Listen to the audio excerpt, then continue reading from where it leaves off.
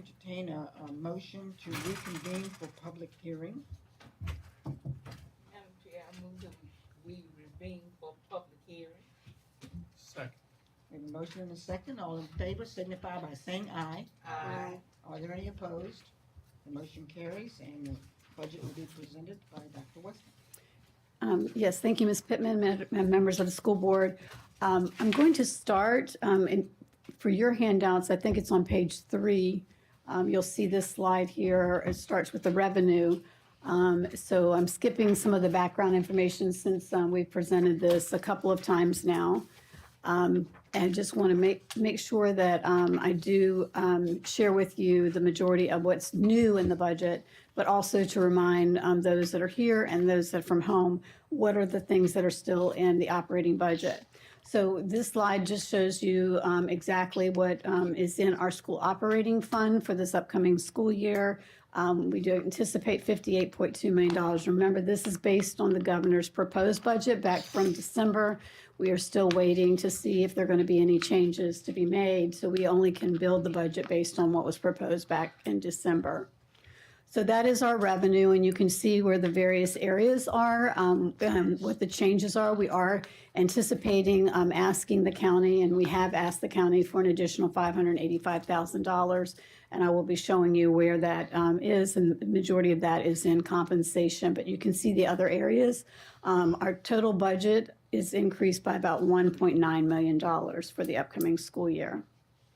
Our expenses for the upcoming school year, you can see, are $58.5 million because we do anticipate ending the school year with about $350,000. And what does typically happen when we have monies at the end of the school year, we go back to the Board of Supervisors and ask for them to reallocate those funds to us so that we can use those for capital projects. So as it stands right now, it looks like it's about $350,000, and that's why that number is different from what you saw in the revenue. Just as a reminder, these are the things that are in the current operating budget. We were able to put them in 3 different areas, either technical updates and compensation, where, as I said, the majority of the money is there. There are some required increases inside of this budget, and we do need to maintain some service levels as well. And those new positions, we'll be talking about those in a minute. And then the grant absorption, we have 6 full-time equivalent positions that we are asking in this budget to be moved from the CARES grant over into our operating budget. As far as the technical updates go, much of this is about the rate has changed for this budget cycle. There has been somewhat of a reduction in the defined benefit rate. And as I said, we are proposing to move 6 positions from the CARES grant over into our budget. A student support specialist from the high school that is currently being paid from CARES, a floating nurse is currently being paid out of CARES, a teacher at our Encompass Learning Center, our coordinator of transportation, and a special education teacher and paraprofessional that is currently being paid from our special education regional grant. This is what the compensation looks like in our current budget. We are proposing that the starting pay for teachers be moved to $53,560. And as I shared with you previously, this still probably will keep us right around the middle of all of the schools for Region 1. But it's going to cost us about $757,000 to move this teacher salary to ensure that everyone gets a 3% increase. All other employees, there won't be any change in the starting salary for that scale. However, the 3% increase will cost $421,000. We are also proposing the paraprofessionals be reclassified to a new grade, which would increase their salary by more than 3%, which would cost us about $110,000. There you can see the difference between the governor and the House and the Senate budget. The governor's budget provided us with additional $228,000. The House budget did provide $670,000, and the Senate $616,000. When they came out of their meeting, they both the House and the Senate were supportive of a 3% increase for our employees. So we're very hopeful and optimistic that we are going to be receiving additional funds for compensation. But overall, it's going to cost us $1.2 million to do a 3% increase for all employees. As I said, this is what it looks like where we are currently.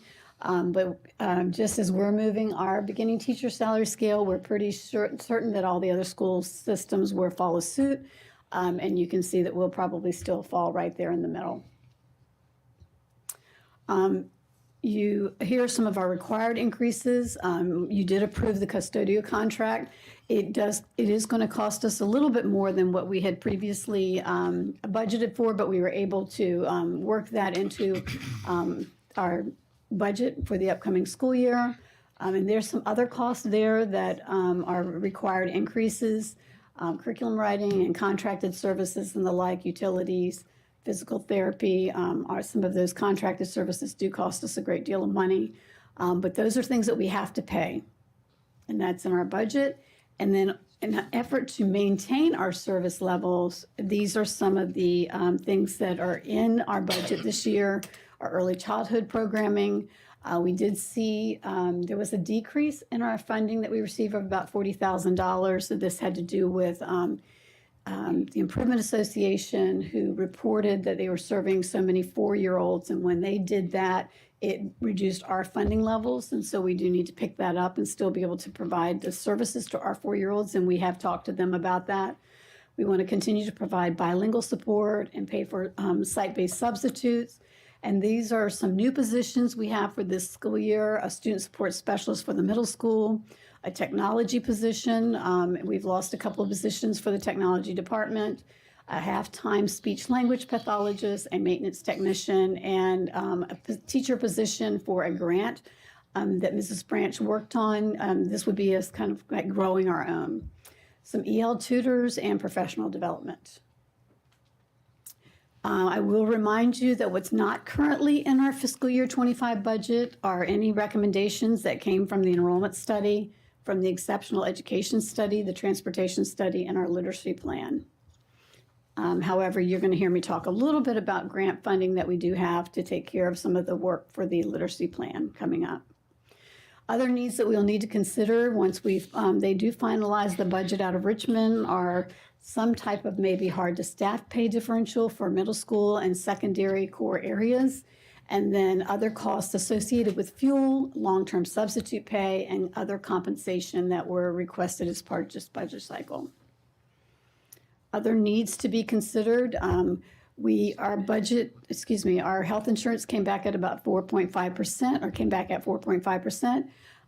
Right now, this is being pushed out to our employees. If there's a way for us not to have to do that, we certainly would like to relook at that. Our after-school tutoring, we put a hold on our Promethean boards, and these are some positions that were certainly asked for, but we did not elect to put them inside of our budget currently. Except for the 2 grant pending positions, Mr. Walters has worked with the county, and we're waiting to hear back whether these 2 positions will be funded. I have a question. Yeah. If we are able, are we prepared to say the rank order of what are these are most important, or what might go in first, or? That's a great point. I think that we would bring the team back that had worked on the budget, and that we're I think not at this moment. I do know that I'd be interested to hear if the board has a preference as to which one that they would like to see go in first. Certainly anything that's being pushed out to employees, for me, would be a bit problematic, because once you give people a raise, but then you charge them for 4.5%, it's a wash, right? So I would be more inclined to look at things where we're pushing the cost out to an employee group first and foremost. But if the board has other ideas along this line, we certainly would be open to that. No, I agree with what you said. Yeah. It'd be nice. Because we have not done that, and We've not pushed it out to the employees as long as I've been here. We really try not to do it. You guys have been really gracious in that fact. So I just would hate to give them a raise and it doesn't feel like a raise because they're having to pay for health insurance, or there's difference in cost there. But that's a great point, I think, for us to consider, having like we certainly would bring that back to you, and that I would, at this point, this is the hearing, and if anybody approaches you, wants to talk to you about these are the things I would like to see be prioritized, if you can just share those with us, we'd greatly appreciate that. And this just gives you a summary of our revenue and our expenses overall. Once again, this is the operating budget. This is what our state budget has looked like over time. And this is what our county transfer has looked like over time. And this is all the way through this past school year. So as I said to you previously, we have requested from the county an additional $585,000. And much of that, it has to do with the compensation. Now, this has nothing to do with the capital improvement projects. That information will be part of the next part of this presentation. So here are the other funds which you have not seen. So this is all new information for you that are part of your presentation. There are several funds that are in our budget that are outside of the operating budget. And so these are the costs associated with that are in part of our total budget. Fund 206 is textbooks. As you see, we're going to start the year with $1.3 million. That sounds great because we can carry these funds over from year to year. So if there's not a big adoption going through in those years, you're going to see a big balance like that. But you see that we are going to be having some textbook adoptions that are coming through. So we do anticipate we'll be spending some of that money in the year ahead. But you see what's inside of this fund, where be consumables, e-textbooks, software, or any type of adoption of a new textbook. Excuse me, Yeah. quick question. The 585,000, is that the amount that we had presented in the joint session with the Board of Supervisors? It is, yes, so sir. when will we hear back on if that's? We should be hearing about, I would say, very soon, because they presented this. Yeah, their stuff has to go out to public ad. Our stuff is due to them by the end of this week, so it'll be in there. So I would imagine in the next week they should be getting back with us. Yeah, they usually let us know ahead of time that this is what it's going to be, and that way we can kind of go back to the table and start working on whatever we need to work on if it's not going to be the $585,000. And are we feeling confident on that? I don't feel as optimistic about that, and that has to do with conversations that we've had with them about what they're trying to do for their employees as well. And that's the really challenging part when creating a budget, because we don't have the capacity to generate revenue, right? So we have to go to them if we don't have the monies. If the money doesn't come to us from the state, then we have to go to the locality. And the state tells us basically your locality can afford this.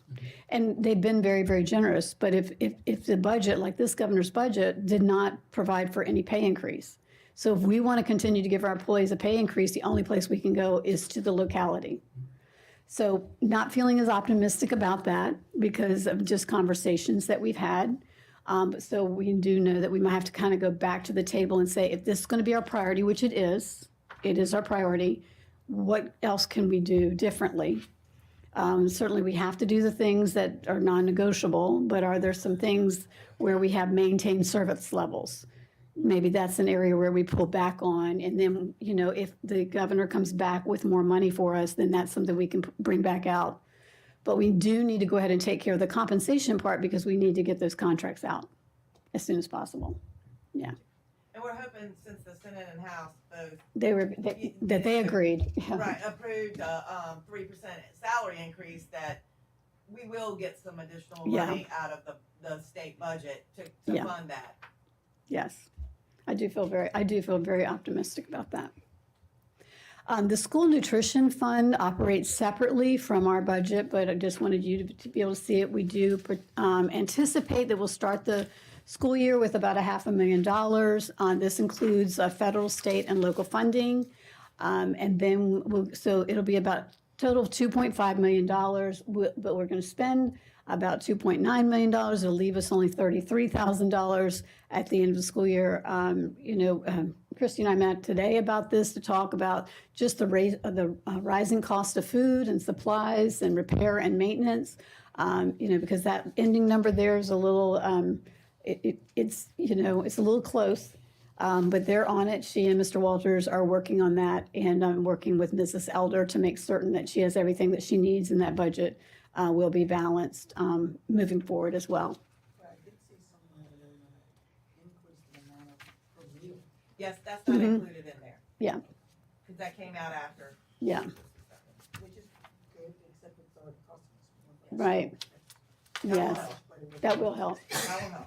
Yeah, it's a great point.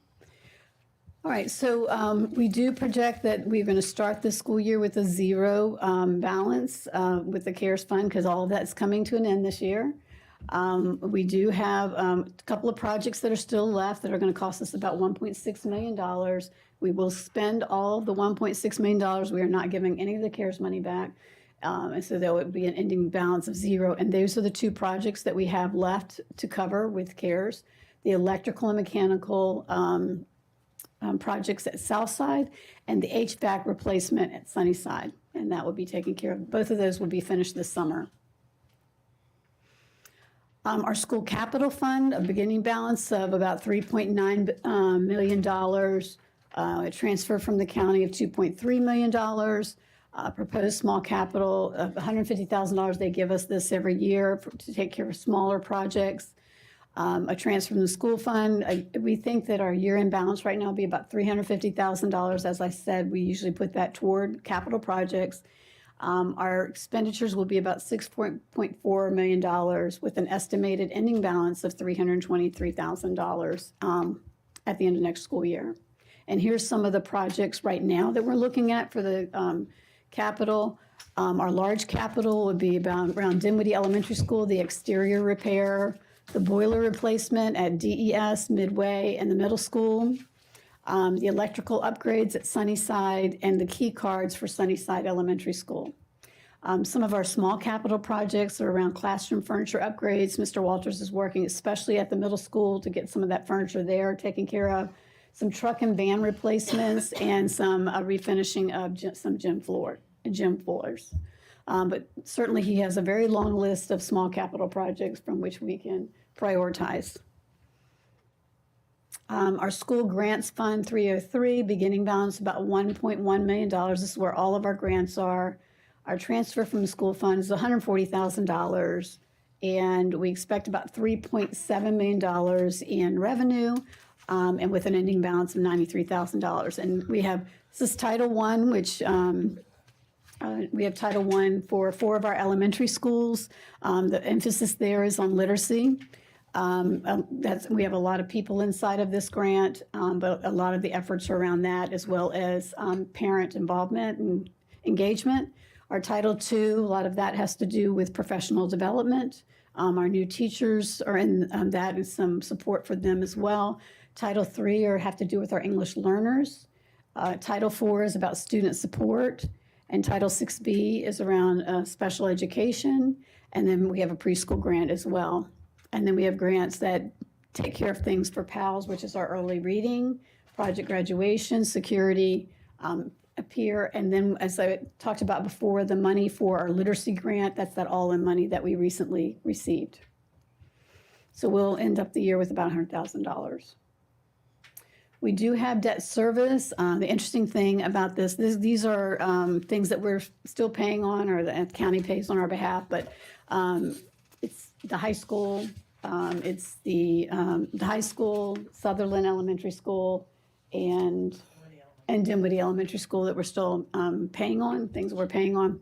And you can see there the beginning balance is $2.2 million, and the ending balance will be 2.7.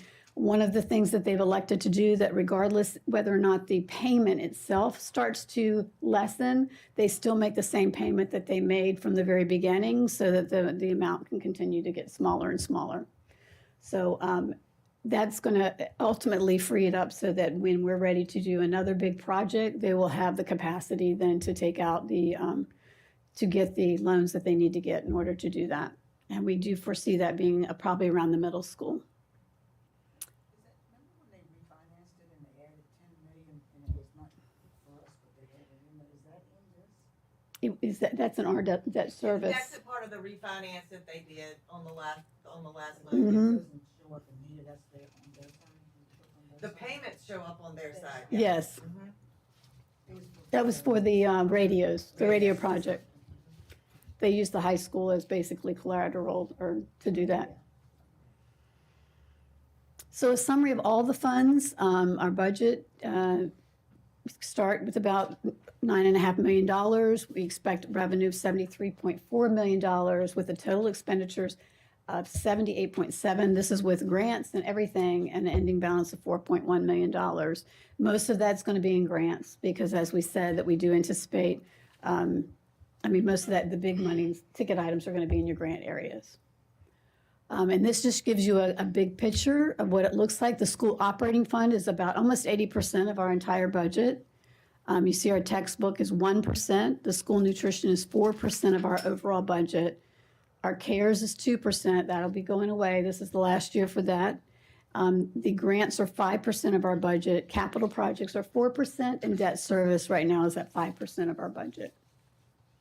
And these are our expenditures. 72% are in school operating, and then you can see all the different areas there. CARES, 8% currently. Once again, that'll go away. Capital projects, 7%, grants, 5%, and then you can see the other areas there. So that gives you a picture of our entire budget, operating budget, as well as the other funds that we're responsible for.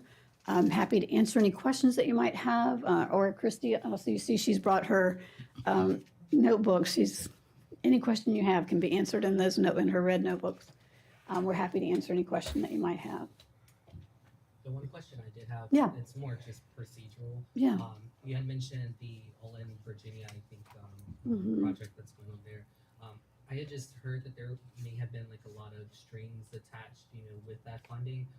Is there anything of concern with us, taking on that money when it comes to the tutoring services or literacy programs Yeah. or anything? Yeah. I just So want to make sure that we have the capacity to, Yeah. what's needed. the strings that came attached to it is that basically it said we're going to afford you this amount of money, but this is the percentage you must spend on tutoring. This is the percent that must be, I think it was like 20% on attendance, 10% on another. So that was the problem. Instead of saying, here's the money and spend it as you will, and it's about literacy. So for us, the hard part was the tutoring piece because it was a lot of money to spend on tutoring. And, we were already having problems finding people to do after-school tutoring, during school tutoring, and things of that nature. So that became really it became hard for us. But fortunately, I think they changed the amount of time in which we're going to be able to keep that money for a little bit of time, a couple of years, Yes. right? So, 3 years. yeah, for 3 years. So we can carry that over from year to year. So that was the only hard part, was saying, what are we going to do with 70% of a couple $1 million, and how are you going to find all that many tutors? And is that really the right thing to do? To me, when you're working on tutoring with children, who you want is the most highly qualified person working with those kids, not just somebody that says, I can tutor. Because it's just like teaching, not everybody can do that. What we elected to do with our attendance money is we elected to hire a social worker. And because that would assist us with some of the attendance problems that we're having, and to be able to provide supports for families instead of let's just buy a bunch of incentives for attendance. So we try to be really thoughtful about that. But thank you for asking that. Thanks for answering. Yeah. Can we use any of that in summer school? Yes. Mm-hmm. There's a portion of this that will be used for summer school Mm-hmm. for this upcoming summer. Yes. Mm-hmm.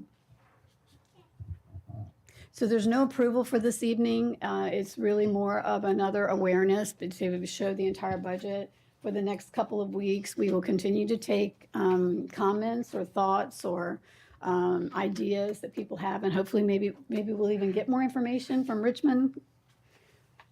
I don't know that I'm feeling very optimistic about that, but maybe by May we'll have a budget from them. And that was, he did, Third, I think. yeah. He's been doing some vetoes. No, his vetoes He's are done. His are done. Yeah, his are done. The General Assembly can come back and I think by the I think they reconvene on the 23rd, and they can overturn some of his vetoes if they have 2/3 of a majority. I think that's what they're not sure that they have the 2/3. It's 2/3. It is 2/3. So we'll, see what happens. But, as Christie had shared with you previously, we do feel optimistic that the 3% we will see that. Any other questions on the No. budget? Any other questions on the budget? Thank you all. Oh, yes. She wanted me to remind you that in 2 weeks, we will be bringing this back for a vote. So if you go home and you think of something you want to ask, and you can just either send it to me or to Christy, would be happy to answer. If you need other information, if somebody calls you and said, can I ask you about this, and you need that information, just let us know and we'll get it to you. So we do have to vote. It's a question being Yeah. asked out of ignorance, but we're voting on the budget, not capital, right? We're voting on the budget, but not capital improvement. I did have a citizen ask me a question about capital improvement, Okay? and I don't know that it's appropriate to bring it up Yeah, now. Just, sure. there was a question about fleet, like the buses Mhm. were listed under capital, and they had a citizen ask me, why was that? Yeah. And I don't know the answer to that. I will say that we're part of the capital improvement team that the county, they facilitate that process. That has been a kind of a question that's been raised many times, not only the buses, but also police vehicles Right. and the EMS vehicles as well.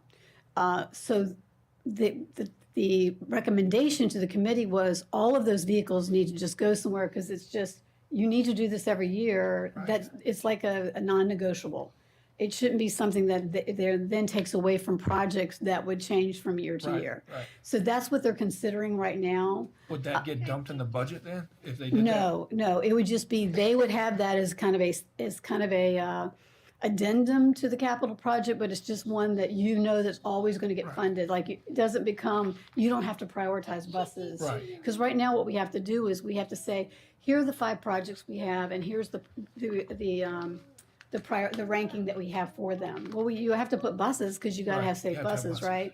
So this would say, we're always going to get the buses, and then now you can prioritize the other 4 projects, right? So Right. that's what they're working on right now. Okay. Yeah.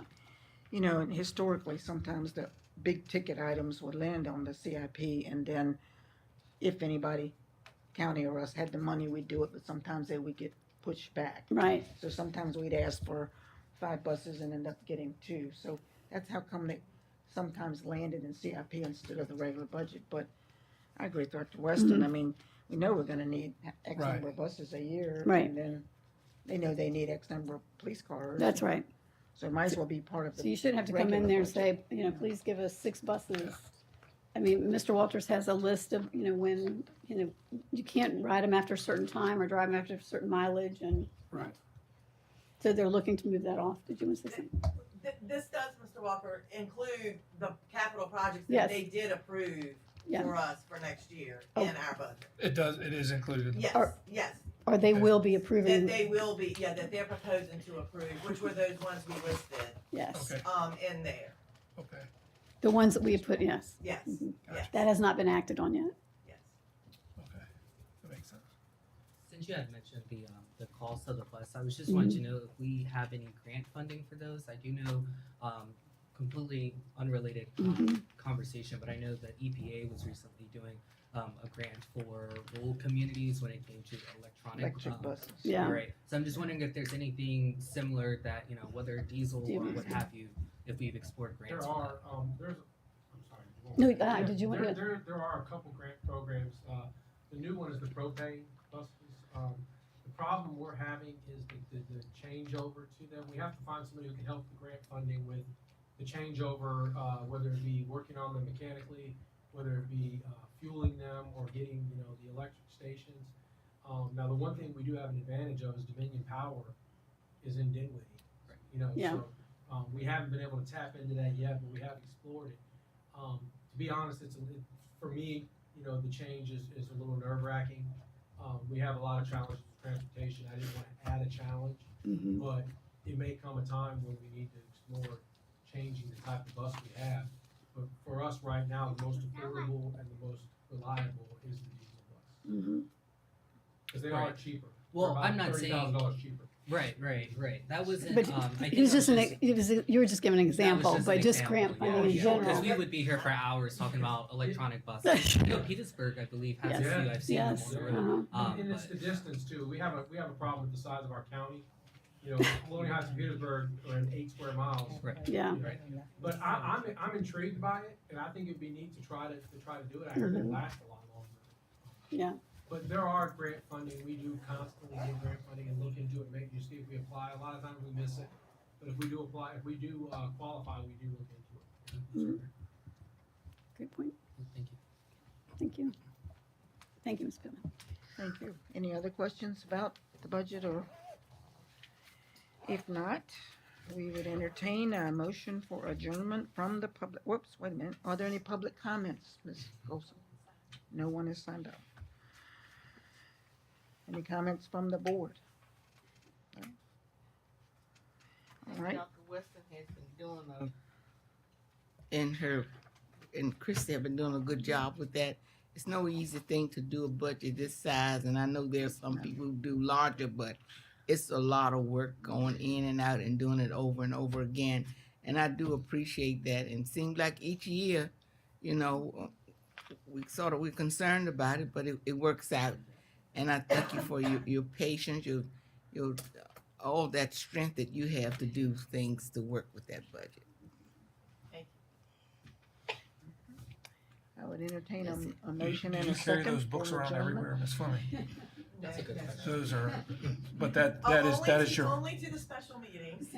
that is all work on the budget, though. Yes, sir. Wow, Yeah. There's a tab for every different.